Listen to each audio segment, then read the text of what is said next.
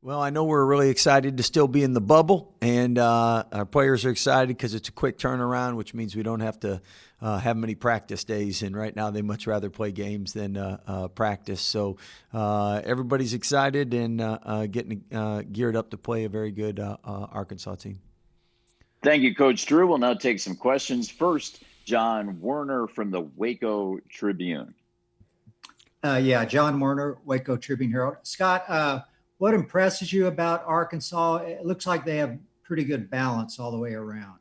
Well, first is a team that plays extremely hard, very athletic. Muss has done a great job with them. 12-1 in their last 13 games, so basically the hottest team in the country besides Gonzaga.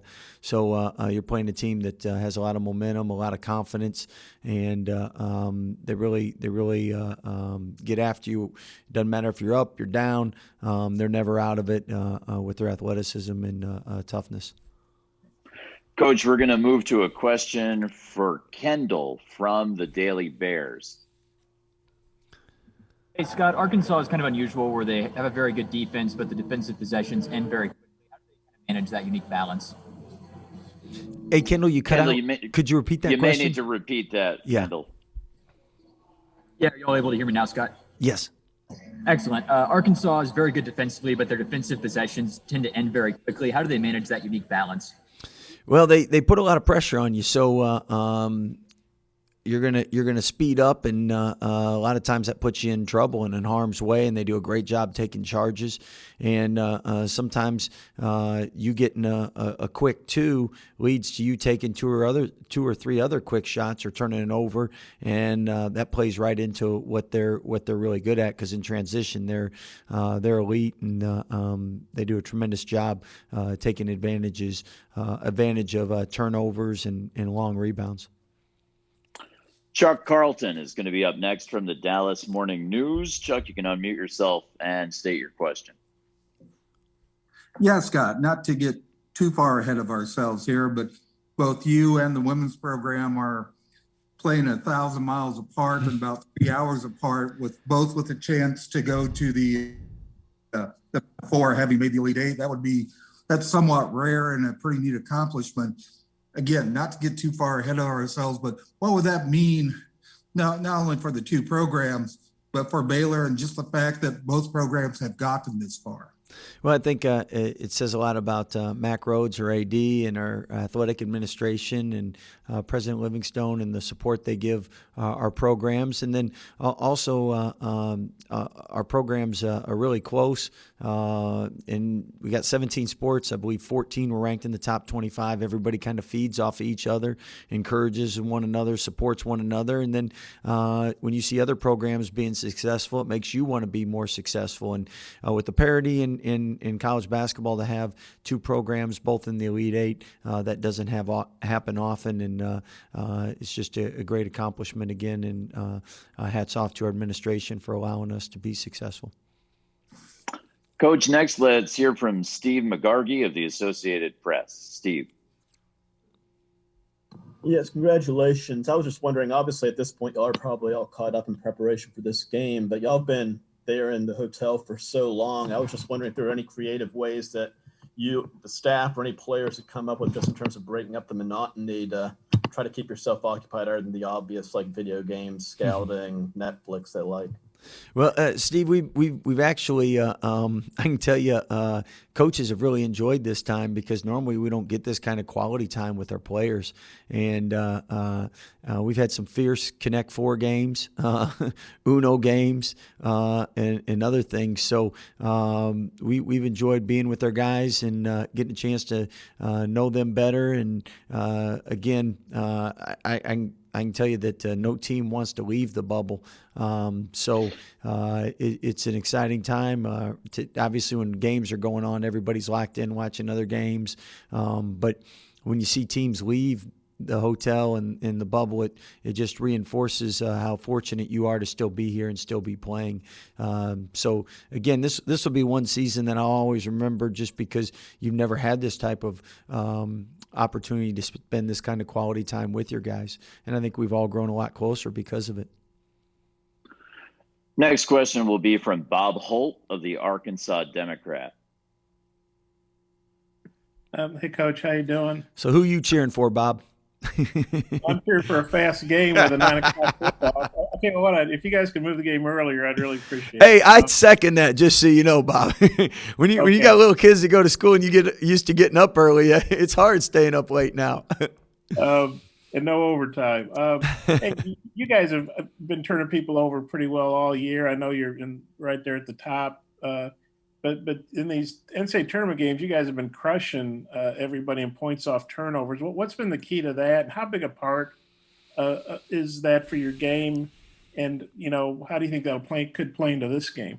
Well, I think our defense has been really good until we hit that pause, and then when we hit the pause, it diminished, and then I think we're starting to get it back to where it was.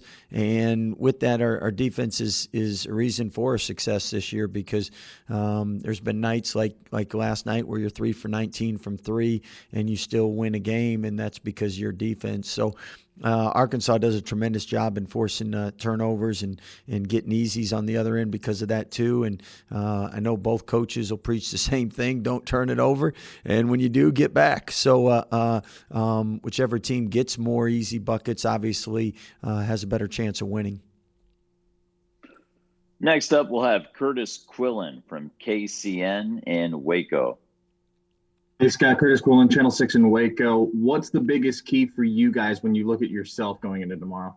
Well, I think Bob kind of touched on it with the points off turnovers. Both teams are really good in transition, and both teams have very good defenders, very athletic, and pressure and pressure burst pipes. So both teams got to take care of the ball. I know coaches will preach that, and whichever team does that will definitely have an advantage.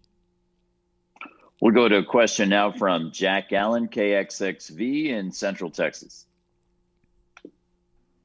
Yeah, Scott, Jack with ABC 25 in Waco. I was just wondering, being in the bubble, life in the bubble, how has the anticipation for these games compared to years in the past when you've had travel in between this, Sweet 16, all of that?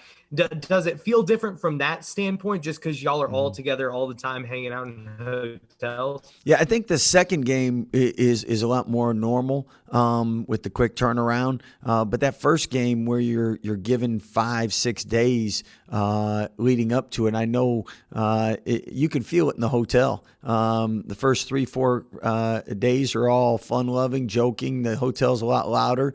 And then when it gets close to game day, within 24 hours, all of a sudden everything becomes a lot more intense, quiet, focused, ready. You can tell something's about to go down. Matt Roberts has a question as well. Matt, please state your media outlet.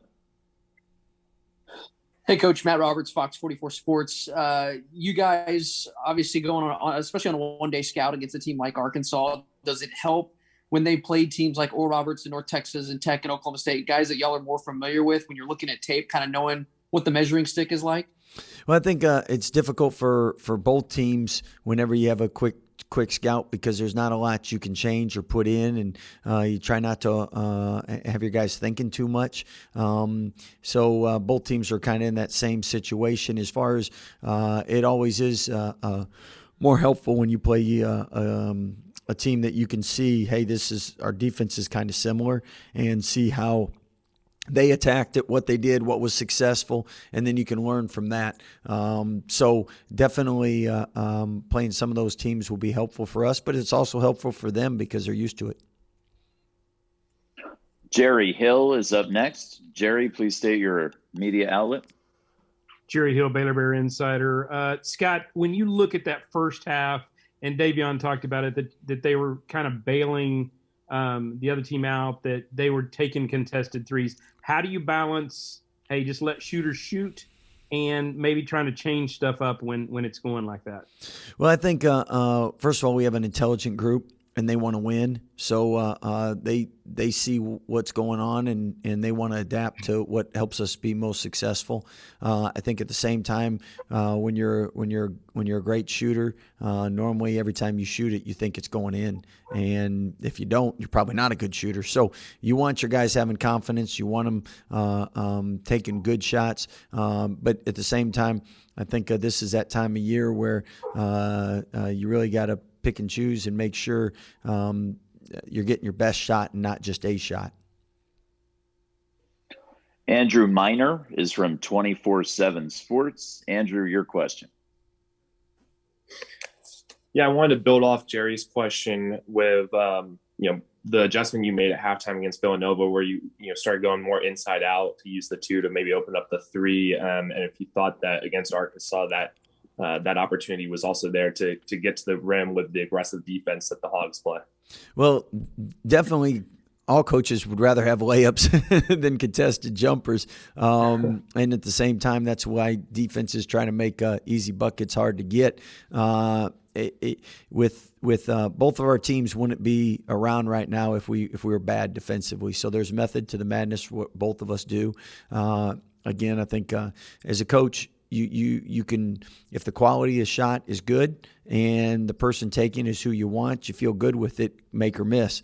If you can get a better shot, then you love the patience and discipline to be able to turn down a good shot to get a great shot. And again, I think our players and good defenses want you to take tougher shots rather than easier shots, and so you need that maturity, and you need to make sure that you have a group that can listen and then adapt when need be. And again, we've been the leading three-point shooting team in the country for a reason. Normally, we take pretty good shots, and we have really good shooters. At the end of the day, though, the best shooters in the world still have off nights, and I credit Villanova's defense for causing some of that. Thank you. Let's go back to Bob Holt from the Arkansas Democrat.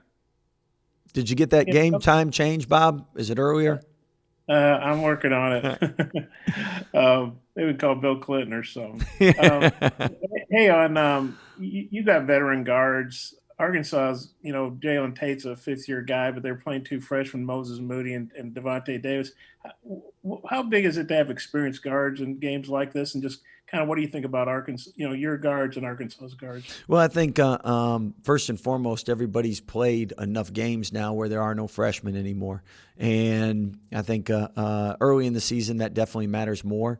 Later in the season, again, credit Coach Musselman getting his guys a lot of minutes and opportunities to where now they have experience, and thus been 12-1 in their last 13 games. With our guys, I know we believe in them, we trust them, we love them, and coaches always tell you rather have an older guard than a younger guard, but at the end of the day, both of our teams have great guards, and if we didn't, we wouldn't be still playing. We have time for 2 more questions. First, we'll go to Curtis Quillen from KCEN in Waco once again.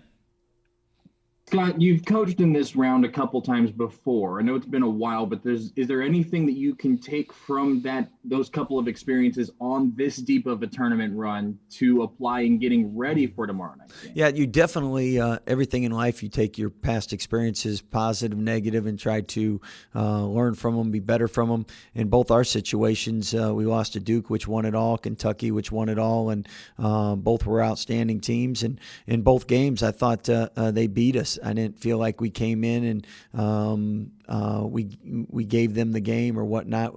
You felt like they earned it. So as a coach, the biggest thing we'll want to do is control what we can control with our guys and make sure we're putting our best foot forward.